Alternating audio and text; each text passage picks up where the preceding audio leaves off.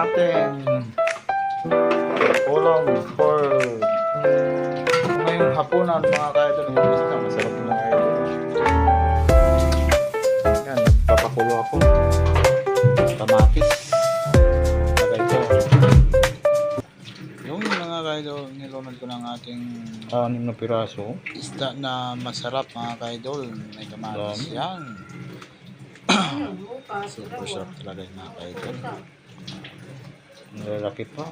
Yeah, sarap. So.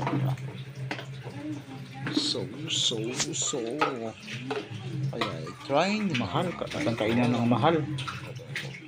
Naman kaidol. Yan kaidol. Haba ako'y nanonood ng mga kaibigan kaidol na ito. Kaidol. Sa ano mga kaya nga pati napakuluan yan. Lagyan ko natin ng ano yan, ng kalamansi. Pag na lagyan ko natin yung dahon ng medyo lansa.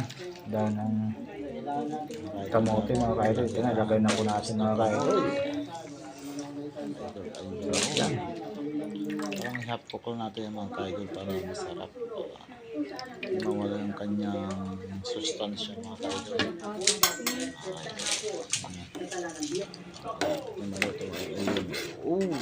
Lala. Idol, mga isang kulo na lang yan, ayos na.